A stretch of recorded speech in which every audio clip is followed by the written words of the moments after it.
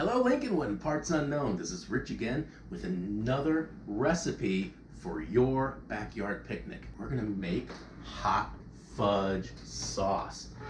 And these are the only ingredients you need. This is so simple. We have 2 cups of powdered sugar. We have 1 stick of butter. We have 1 can of evaporated milk. That's a 12-ounce can. And 3/4 of a cup of semi-sweet chocolate chips. I'm using bittersweet chocolate chips because I like mine a little darker. We're gonna pour everything in. Evaporated milk. Oops, the butter. Making sure to splash all over the stove. And the best part, Yay! the chocolate chips. So now we turn on the stove and we're going to put it on at medium. You don't want to put it on much hotter than that or it'll burn. You don't want burnt hot fudge sauce. What you do is you slowly stir. Now, since you're working with a hot stove, you need to make sure you have a grown-up with you. See, I have a grown-up with me right now. She is the camera lady. What you do is you stir this, make it all mix up. Now what's going to happen is that the chocolate chips are going to melt. All right, take a look at this now. Ooh. It's beginning to boil. So now that it's starting to boil, look how getting a little bit of a skin there. That's all those sugars. So what we're gonna do is we're just gonna let this boil for 8 minutes. Now you want to keep it boiling, but here's the thing: you have to keep stirring it, because if you don't, the hot fudge sauce will burn, and we don't want that. I have some questions for this camera lady here. What do you like putting hot fudge sauce on the most? Ice cream. What are we putting it on today? Well, if you want to put yours on ice cream, that's fine. But since I try to stay healthy, I'm pouring it on strawberries. I have a question. Yeah. That looks really cool. Can I stick my finger in there? No. Please don't. If you stick your finger in a boiling pot of fudge, not only will you burn yourself really bad, but sugar burns are really, really stingy. So how do I know when it's thick enough? Well, one way you can tell is you don't want to touch it because it's real hot. No.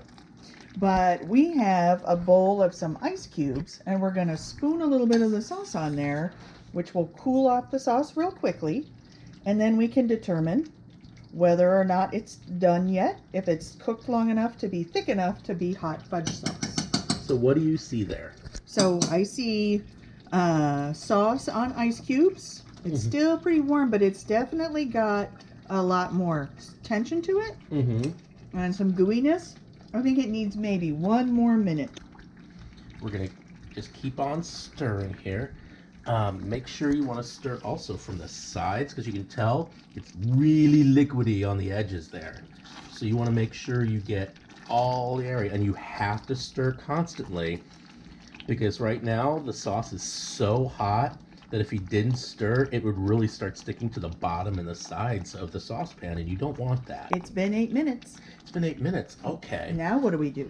Well, If we put that on ice cream now, it would just melt. it would melt immediately. We don't want that. So what we're gonna do is we're gonna turn this off, and I'm gonna get me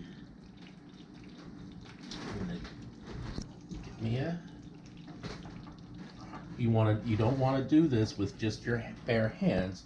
You want to have, what do you call that, my dove? Pot holder? A pot holder. See? And then we're just gonna move this to the side, and we're gonna let it cool. All right, we have hot fudge right here. Oh, want to stir it a little bit more. It's still nice and warm. It's okay. We cooled it off a little bit, but it's still a little hot, so don't do this. until it cools off a little bit longer. I would say wait about an hour before serving. But like I said, I believe the camera lady will be putting this on ice cream later, probably for breakfast. But I'm going to put it on strawberries. Look at that. Ooh. Okay. Let's see how this is. Ooh. Oh, it's delicious. Thank you for watching this. Like I said, this is a really simple recipe. Only has 4 ingredients, and the whole shebang took about 25 to 30 minutes. How can you not like that? So, I hope to see you at your own backyard picnic, because I'm going to try this out for my backyard picnic. Enjoy. Hello, Lincolnwood, and all of those other lesser places in the world. This is Rich again. Now, so far, we've had so many wonderful summer activities. We've had marble runs, we've had marshmallow catapults, we've had so many things, and we're going to have so many more summer programs to do, and we're all going to have fun doing it, I guarantee. But what about you? Have you been doing them? Well, here's the deal. If you have made these, or you're about to make some of these experiments that we've been programming, we'll give you the opportunity to record it and then send it to us at this email address. We'll do several things. We will look at it, we will smile at it, we will place it on our social media, and most importantly, we will give you 3 billion, what? Oh. We will place it on our social media. So record marble runs and catapult and all that kind of stuff, and all the cooking videos we're going to make, and all the other summer programs.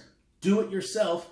Come to us, record it, and send it to us to this email address. We want to see it, and we'd love to hear from you.